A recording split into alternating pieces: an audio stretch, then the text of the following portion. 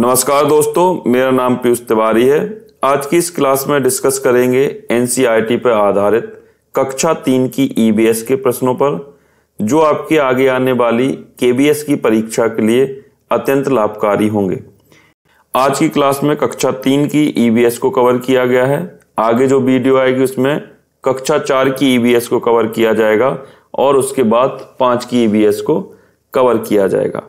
तो आज जितने भी इंपॉर्टेंट सवाल बनेंगे वो आपकी एनसीईआरटी की किताब से पढ़ के निकाले गए हैं, तो आप भी कोशिश करें कि इस पूरी प्रैक्टिस सीरीज को अटेम्प्ट कर सकें। ठीक है, तो वीडियो को आपको अंत तक देखना है और इसमें से आपको कुछ प्रश्न हल्के भी लगेंगे और कुछ प्रश्न आपको ऐसे होंगे जो पहली बार देखने को मिलेंगे। तो कक्षा 3 की ईवीएस की किताब में जितने भी प्रश्न मिले हैं मुझे, मैंने उनको सबको निकाल के यहाँ पे रखा है आपके सामने। तो चलिए प्रैक्टिस करते हैं आज की इस क्लास का। पहला प्रश्न है आपका, किस राज्य में बारिश के पानी को एकत्र करने के लिए घर में बंद कुएं बनाए जाते हैं? तो आपसे इस प्रश्न में पूछा गया है कि ऐसा कौन सा राज्य है जिसमें पानी की कमी के कारण बारिश का जो पानी होता है उसे बखरी में अपने एक कुआं बनाकर एकत्र किया जाता है और गर्मियों में उस पानी का यूज भी किया जाता है अपने दैनिक कार्यों के लिए। तो आपका राइट ऑप्शन होगा ऑप्शन नंबर बी। राजस्थान में ऐसे कुएं बनाए जाते हैं जिसमें छतों से पाइप को कनेक्ट करके उस कुआं में डाला जाता है और उस कुएं को बारिश के पानी से भर के संरक्षित किया जाता है, जिसका उपयोग व्यक्ति राजस्थान के गर्मियों में अपने दैनिक कार्यों के लिए करते हैं। तो आपका राइट ऑप्शन होगा ऑप्शन नंबर बी। आगे बढ़ते हैं। अगला प्रश्न है आपका, एक बच्चा अपने दोस्त के साथ बात करता है और बताता है कि वह खुश होता है तो लिंग हू फैन खाता है, वह किस देश से संबंधित होगा? तो आपको बताना है कि जो लिंग हू फैन नामक भोजन है यह किस देश से संबंधित है। तो आपका राइट ऑप्शन होगा ऑप्शन नंबर सी, हांगकांग। यह आपका एनसीईआरटी क्लास 3 से संबंधित है। ठीक है, तो आपका राइट ऑप्शन होगा हांगकांग। आगे बढ़ते हैं। अगला प्रश्न है आपका, कुम्हार जिस पहिए के द्वारा बर्तनों का निर्माण करता है उस पहिए को क्या कहा जाता है? आपके ऑप्शन है भील कहा जाता है, चाक कहा जाता है, चक्का कहा जाता है या पहिया कहा जाता है। तो कुम्हार जिस पहिए से बर्तनों का निर्माण करता है उसे चाक कहा जाता है। तो आपका राइट ऑप्शन होगा ऑप्शन नंबर बी, चाक। ठीक है, आगे बढ़ते हैं। अगला प्रश्न है आपका, नीतू अपनी मौसी को बताती है मुझे नारियल में पकी हुई मछली बहुत स्वादिष्ट लगती है। तो नीतू कहां से संबंधित होगी? कहां का मतलब है किस राज्य से? ठीक है, तो आपको बताना है नीतू को नारियल में पकी हुई मछली अच्छी लगती है, तो नीतू किस राज्य से संबंधित होगी?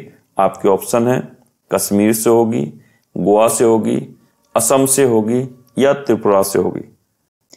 यदि बात की जाए त्रिपुरा की, तो त्रिपुरा का जो ट्रेडिशनल भोजन या पारंपरिक भोजन है वह है आपका मुई बोरोक। और असम की बात की जाए तो असम का है मासौर टेंगा करी।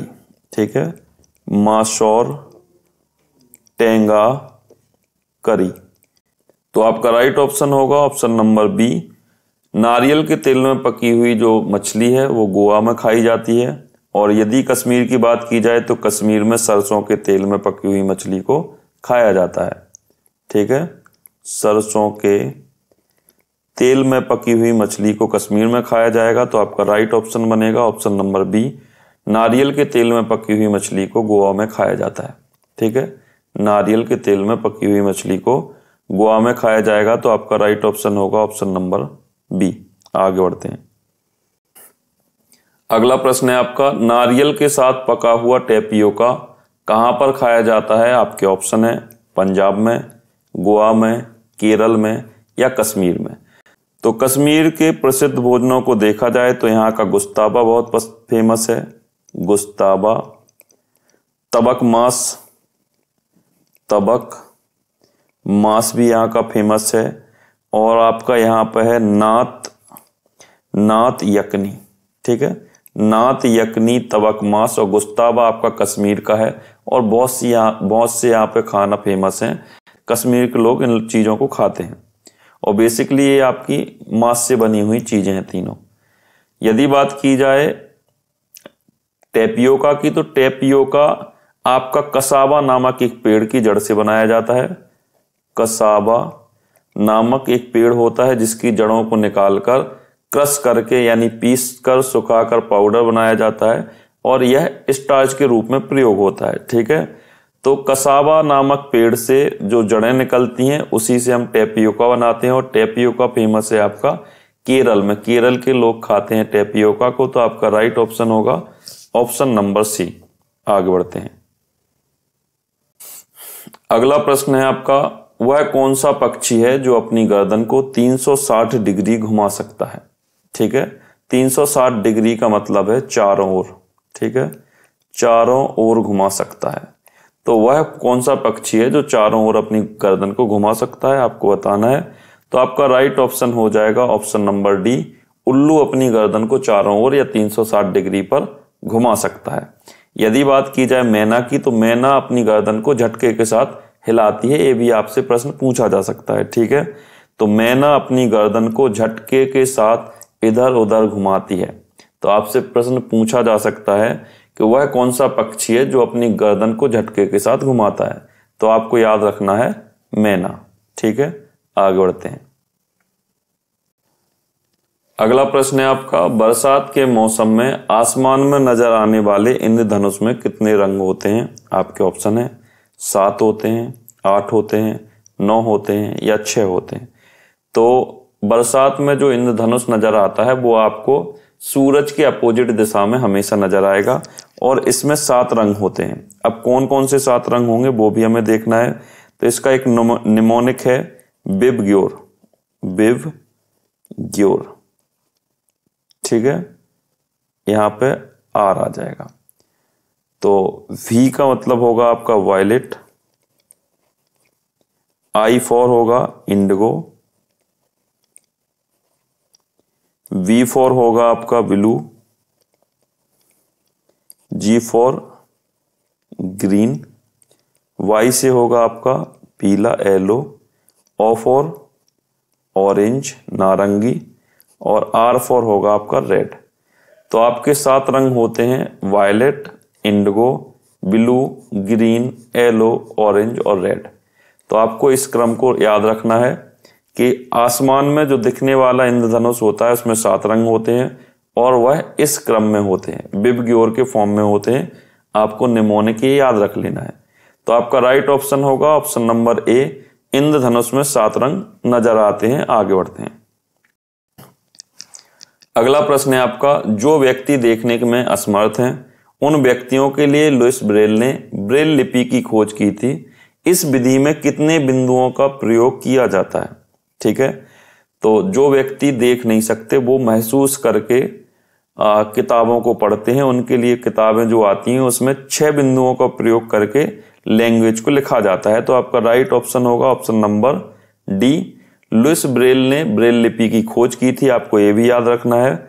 और इसमें 6 बिंदुओं का प्रयोग करके किताबें बनाई जाती हैं जिससे व्यक्ति जिन्हें देखने में असमर्थता है वो छू के उन पुस्तकों को पढ़ सकते हैं। ठीक है, तो बिंदी कैसी होती हैं, बिंदी जो होती हैं 6 बिंदु जो होते हैं वो पेज से बाहर की ओर उभरे होते हैं जिससे व्यक्ति हाथ रखकर उनको महसूस कर सके। ठीक है, तो 6 बिंदु आपके उसमें प्रयोग किए जाते हैं। तो आपका राइट ऑप्शन होगा ऑप्शन नंबर डी। आगे बढ़ते हैं। अगला प्रश्न है आपका, सानिया मिर्जा किस खेल से संबंधित हैं। आपके ऑप्शन है टेनिस से हैं, बैडमिंटन से हैं, हॉकी से हैं या टेबल टेनिस से हैं। तो आपका राइट ऑप्शन है option number A, Sania Mirza tennis से संबंधित हैं और यह पहली भारतीय हैं जिन्होंने grand slam title mix double में जीता था। ठीक है, तो आपको बस इतना याद रखना है कि सानिया मिर्जा टेनिस से संबंधित हैं बस। ठीक है, आगे बढ़ते हैं। तो प्रश्न है आपका, जीवों के ऊपर रसायनों के प्रतिकूल प्रभाव के अध्ययन से संबंधित विधा को किस नाम से जाना जाता है। आपके ऑप्शन है टैक्सिकोलॉजी, ऑर्निथोलॉजी, एंथोलॉजी या एपीकल्चर। एपीकल्चर की बात की जाए तो ये आपका है मधुमक्खी पालन से संबंधित, मधुमक्खी पालन से संबंधित होगा आपका एपीकल्चर। ऑन्थोलॉजी जो है या एंथोलॉजी जो है आपका पोएम पोएट्री से संबंधित है, पोएम या पोएट्री से आपका संबंधित होगा एंथोलॉजी। और ऑर्निथोलॉजी की बात की जाए तो यह पक्षियों के अध्ययन से संबंधित है, पक्षियों के अध्ययन से संबंधित होगा आपका ऑर्निथोलॉजी। तो आपका राइट ऑप्शन होगा ऑप्शन नंबर ए। टैक्सिकोलॉजी जो है आपका जीवों पर रसायनों के प्रतिकूल प्रभाव की जांच करने के लिए, अध्ययन करने के लिए टैक्सोलॉजी जो टैक्सिकोलॉजी जो शब्द है इसका प्रयोग किया जाएगा। तो आपका राइट ऑप्शन होगा ऑप्शन नंबर ए। आगे बढ़ते हैं। अगला प्रश्न है आपका, भारत में कहां प्रथम डाकघर की स्थापना की गई थी? तो आपके ऑप्शन है कानपुर में, कोलकाता में, इलाहाबाद में या लखनऊ में। तो आपका राइट ऑप्शन कौन सा होगा आपको बताना है, जल्दी से अपने ऑप्शन को चुनिए। तो आपका राइट ऑप्शन है ऑप्शन नंबर बी, कोलकाता में भारत का प्रथम डाकघर स्थापित किया गया था।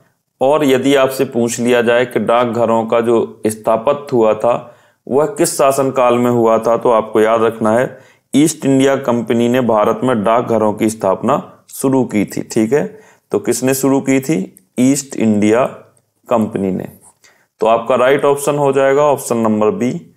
आगे बढ़ते हैं। और कोलकाता में यदि देखा जाए कि किस वर्ष में डाकखाने की स्थापना की गई थी या डाकघर की स्थापना की गई थी, तो आपका है 1774 में। ठीक है, आगे बढ़ते हैं। अगला प्रश्न है आपका, किस जनजाति के लोग ठंडी हवाओं से बचने के लिए बर्फ के घरों को बनाते हैं जिसे इग्लू कहा जाता है? ठीक है, जिसे इग्लू कहा जाता है। तो आपको बताना है सर्द हवाओं से बचने के लिए कौन सी जनजातियां हैं जो इग्लू का निर्माण करती हैं। ठीक है, इग्लू का निर्माण सर्द हवाओं से बचने के लिए अर्धगोलाकार तरीके से बनाते हैं, जिसमें एक छोटा सा गेट होता है जिसके द्वारा ये लोग अंदर और बाहर आ जा सकते हैं, और बाकी ये पूरा अर्धगोलाकार बर्फ से ढका हुआ एक घर जैसा बना लेते हैं। ठीक है, छोटा सा। और इसका बनाने का तात्पर्य ये होता है कि ठंडी हवाओं से बचा जा सके और अंदर के टेम्परेचर को मेंटेन किया जा सके। ठीक है, क्योंकि बर्फ ऊष्मा की कुचालक होती है, तो अंदर जो इनकी ऊष्मा होगी या जो आग जलाएंगे तो वो इसी में टैप हो जाएगी, कैद हो जाएगी, तो ये गर्म रहेगा। ठीक है, तो इग्लू का निर्माण अपने आप को गर्म रखने के लिए और सर्द हवाओं से बचने के लिए किया जाता है, और यह एस्किमो जो जनजाति है उसके द्वारा किया जाता है। तो आपका राइट ऑप्शन होगा इग्लू का निर्माण एस्किमो जनजाति के द्वारा किया जाता है। और इसमें आपकी जुलू जनजाति को देखा जाए तो जुलू जनजाति आपकी साउथ अफ्रीका से संबंधित है। ठीक है, दक्षिण अफ्रीका से संबंधित है आपकी जुलू जनजाति। जारवा जनजाति की बात की जाए तो यह भारत के अंडमान एंड निकोबार में स्थित है। ठीक है, निकोबार में रहने वाली जनजाति है। और यदि बद्दू की बात की जाए तो बद्दू अरब प्रायद्वीप में रहने वाली एक जनजाति है जो कि खाना बदोश जनजाति होती है। ठीक है, तो बद्दू अरब प्रायद्वीप में पाई जाने वाली जनजाति है। और एस्किमो को देखा जाए तो एस्किमो जनजाति आपकी उत्तरी ध्रुव पर पाई जाने वाली जनजाति है। ठीक है, उत्तरी ध्रुव पर पाई जाने वाली जनजाति है। और जारवा जनजाति को देखा जाए तो अंडमान एंड निकोबार भारत में पाई जाती है। और जुलू जनजाति को देखा जाए तो यह दक्षिण अफ्रीका में पाई जाने वाली एक जनजाति है। आगे बढ़ते हैं। अगला प्रश्न है आपका, बारिश के कारण घर को बांस के खम्भों पर जमीन से 10 से 12 फीट ऊपर किस राज्य में घर बनाया जाता है? तो आपसे पूछा गया है कि ऐसा कौन सा वह राज्य है जिसमें घरों को जमीन से 10 से 12 फीट की ऊंचाई पर बांस के डंडों पर या खम्भों पर बनाया जाता है। आपके ऑप्शन है मेघालय, मणिपुर, असम या महाराष्ट्र। तो आपका राइट ऑप्शन होगा ऑप्शन नंबर सी। असम में अत्यधिक बारिश होने के कारण जल भराव की समस्या आ जाती है, इसलिए घरों को बांस के खम्भों पर जमीन से 10 से 12 फीट की ऊंचाई पर बनाया जाता है, जिससे पानी बरसने पर या बारिश होने पर जल भराव की स्थिति में कोई भी समस्या पैदा ना हो। ठीक है, तो अच्छे से जीवन को व्यतीत करने के लिए घर को जमीन से 10 से 12 फीट की ऊंचाई पर बनाया जाता है। तो आपका राइट ऑप्शन होगा ऑप्शन नंबर बी। अगला प्रश्न है आपका, कहां पर मिट्टी के घर, मोटी दीवार और छत कटीली झाड़ियों की बनी होती हैं? तो आपसे इस प्रश्न में पूछा गया है कि कहां पर ऐसे घर पाए जाते हैं जहां पर मिट्टी की मोटी दीवारें बनी होती हैं और छत को कटीली झाड़ियों के द्वारा बनाया जाता है। आपके ऑप्शन है नागालैंड में, राजस्थान में, गुजरात में या असम में। तो जहां पर ज्यादा गर्मी पड़ती होगी वहां पर मोटी दीवारें बनाई जाएंगी, जिससे आपकी ऊष्मा का आदान प्रदान ना हो, बाहर की गर्मी अंदर ना जा सके और अंदर की जो ठंडक है बाहर ना जा सके। ऐसे जगह जो है अपनी कौन सी है? राजस्थान है। तो आपका राइट ऑप्शन होगा ऑप्शन नंबर बी। ठीक है, तो राजस्थान में मिट्टी की मोटी दीवारें बनाई जाती हैं और यहाँ पर जो छत होती है वो कटीली झाड़ियों की बनाई जाती हैं। अगला प्रश्न है आपका, हॉर्नबिल फेस्टिवल कहाँ पर मनाया जाता है? आपके ऑप्शन है असम में, मेघालय में, मणिपुर में या नागालैंड में। तो आपका राइट ऑप्शन होगा ऑप्शन नंबर डी, नागालैंड में हॉर्नबिल फेस्टिवल सेलिब्रेट किया जाता है। अगला प्रश्न देखते हैं।